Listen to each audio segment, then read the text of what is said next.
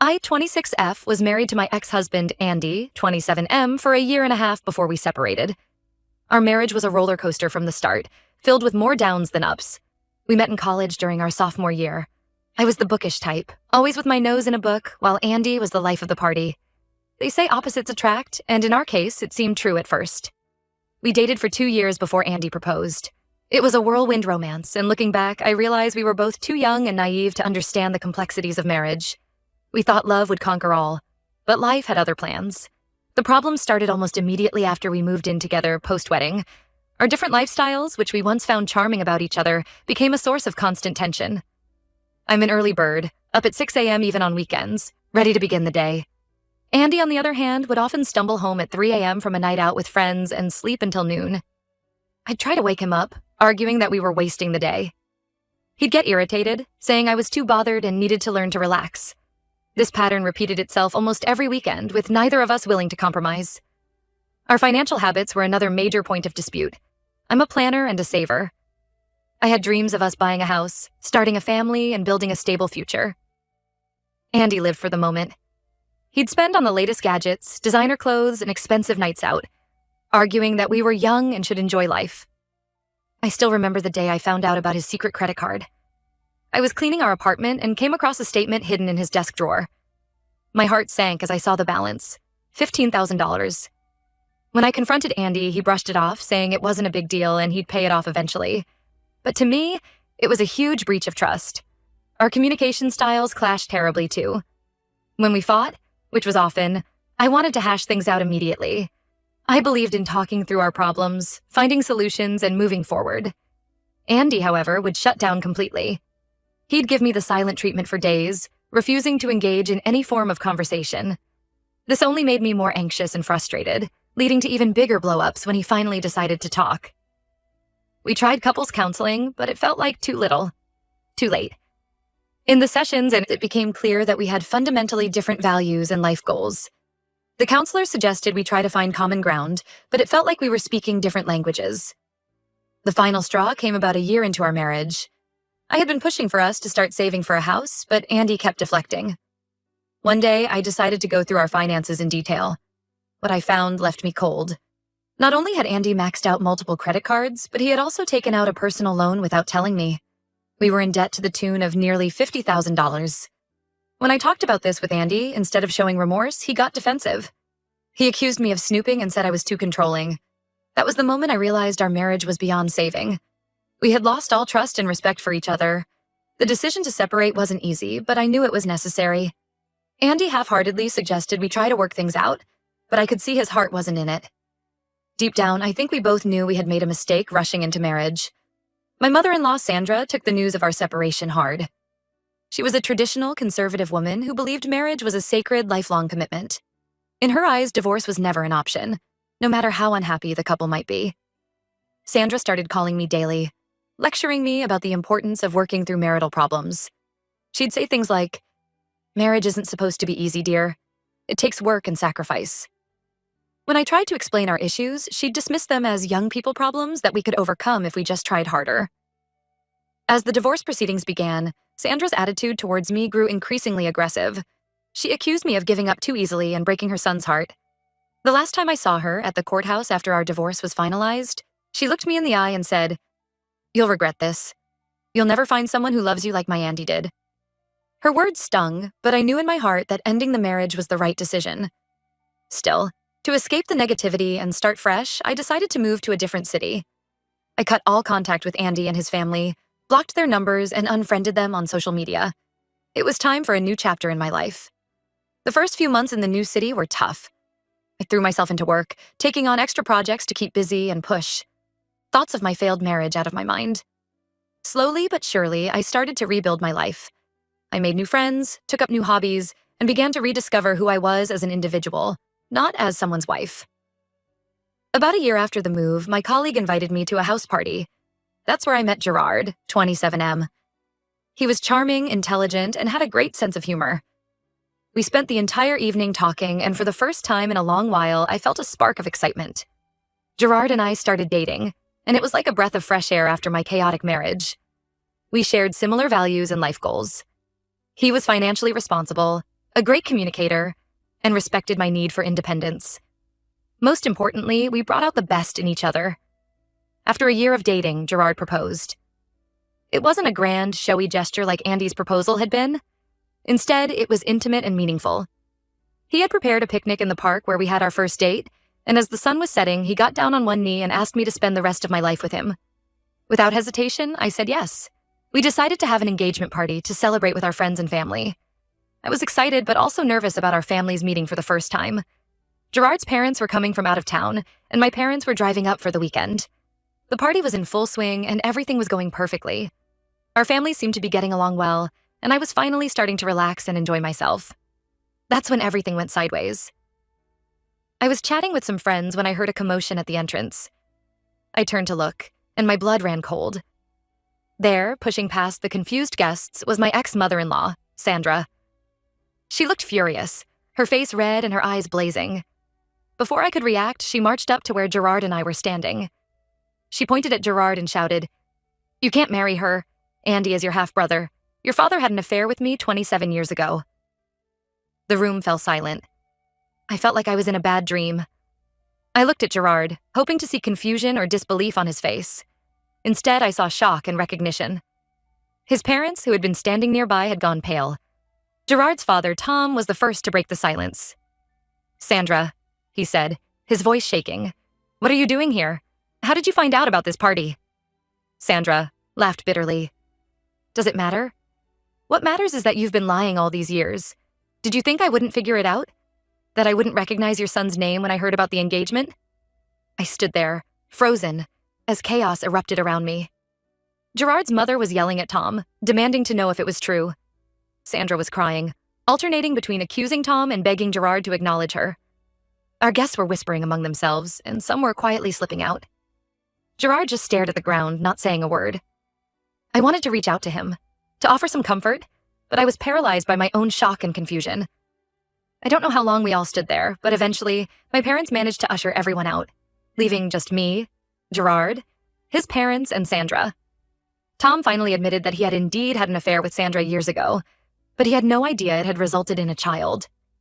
He kept apologizing to his wife and Gerard, looking completely devastated. I couldn't take it anymore. I mumbled something about needing air and rushed out of the venue. I ended up walking for hours, trying to process what had happened. When I finally returned home, I found Gerard sitting on our doorstep.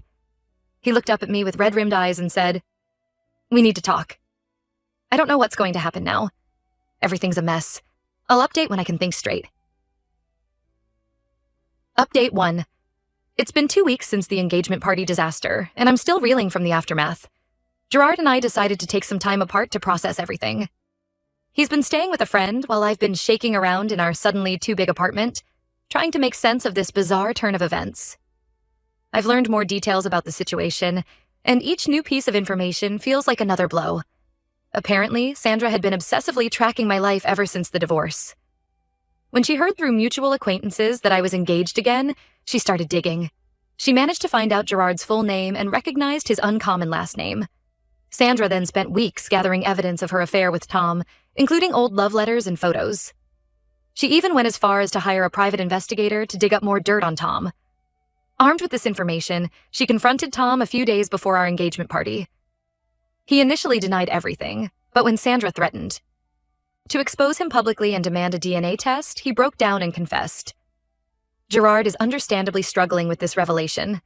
He's angry at his father for the affair and for keeping it a secret all these years. He's also dealing with the idea that Andy, someone he's never met, is his half-brother. I can't even imagine how confusing and painful this must be for him. As for me, I'm caught in a whirlwind of emotions.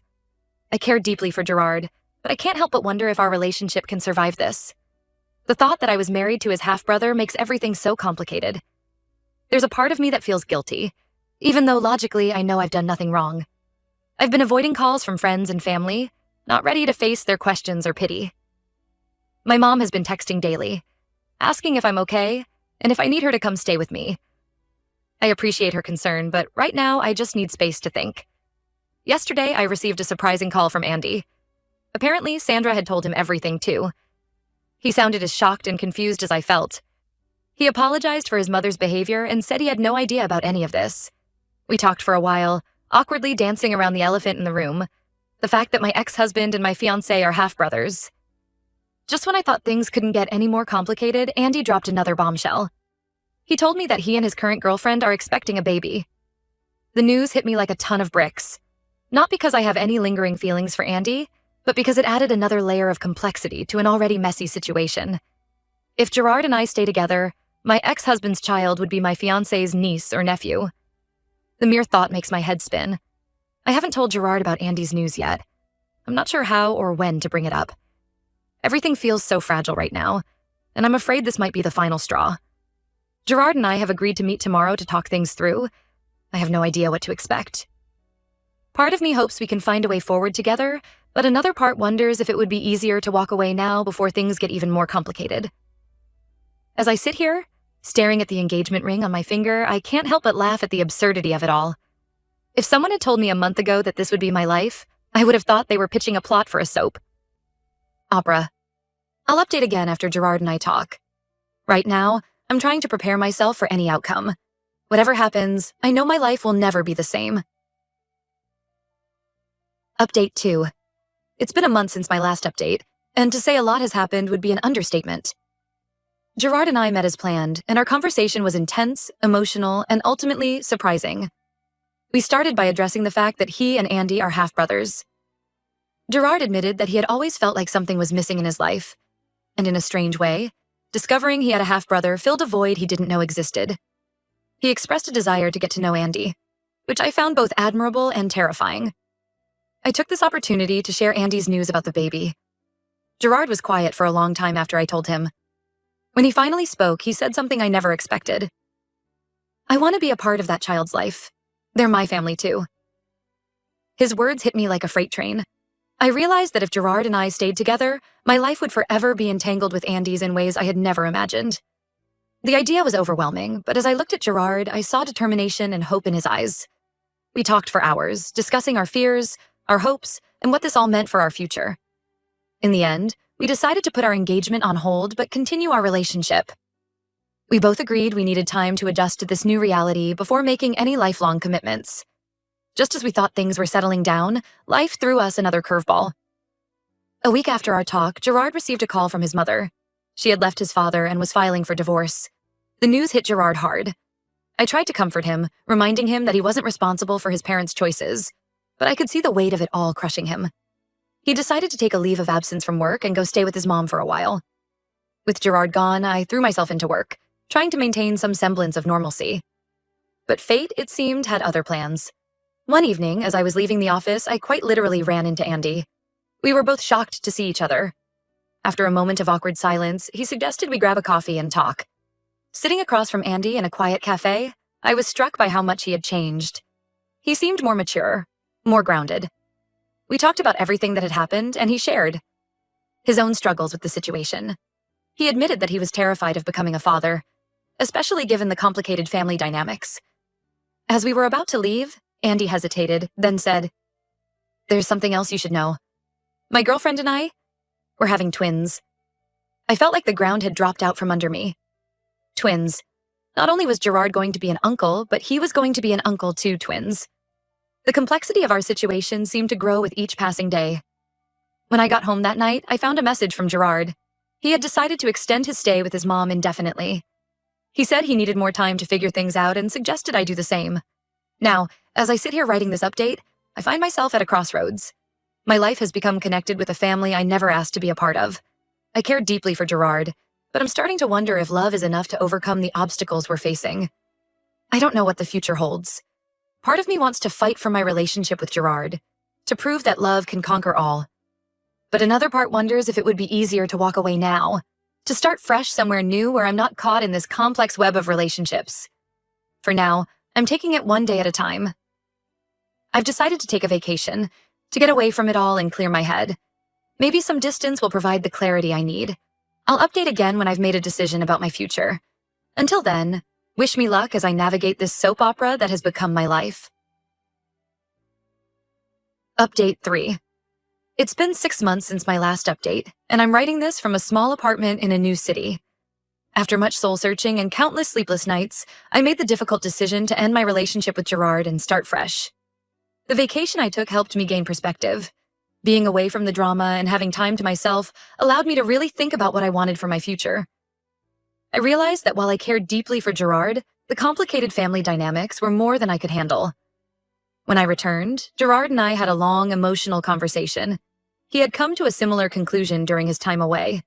We both agreed that the situation was too complex and that trying to force a relationship would likely lead to resentment down the line.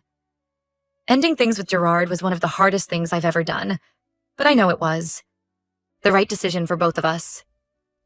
We parted on good terms, promising to cherish the good memories we shared. After the breakup, I felt an overwhelming need for a complete change. I quit my job, sold most of my belongings, and moved to a new city where I knew no one. It was scary, but also liberating. I've been here for 3 months now, and I'm slowly rebuilding my life. I found a job at a small marketing firm, joined a local yoga studio, and even adopted a cat. For the first time in a long time, I feel like I'm in control of my own life and future. I've had limited contact with Gerard since the move. We occasionally exchange brief, friendly messages, but we're both careful to maintain our distance. He updates me sometimes on his family situation. He's been building a relationship with Andy and is excited about being an uncle to the twins, who were born 2 months ago. I'm happy for him, but I'm also relieved that I'm not caught in the middle of it all anymore. As for Andy and his new family, I've chosen to keep that chapter of my life closed. It's better this way, for everyone involved. My ex-mother-in-law, Sandra, tried to reach out to me a few times, but I've blocked her number. I have no interest in engaging with her or being pulled back into the drama she caused. Looking back on everything that happened, it feels like a whirlwind. There are moments when I still can't believe how quickly my life changed and how complicated things became. But I've learned valuable lessons from this experience. I've learned the importance of taking time to really know someone before committing to a lifelong partnership. I've learned that sometimes, walking away is the bravest and kindest thing you can do for yourself and others. Most importantly, I've learned that I'm stronger than I ever thought possible. I've survived a divorce, a failed engagement, and a complete upheaval of my life. And here I am, still standing, still moving forward. I don't know what the future holds for me. Right now, I'm focusing on myself, my career, and building a life that makes me happy. I'm not ruling out the possibility of love and marriage in the future, but I'm in no rush. For now, I'm enjoying the peace and simplicity of my new life. This will be my final update on this saga. Thank you to everyone who has followed my story and offered support along the way. Here's to new beginnings and the adventures that lie ahead.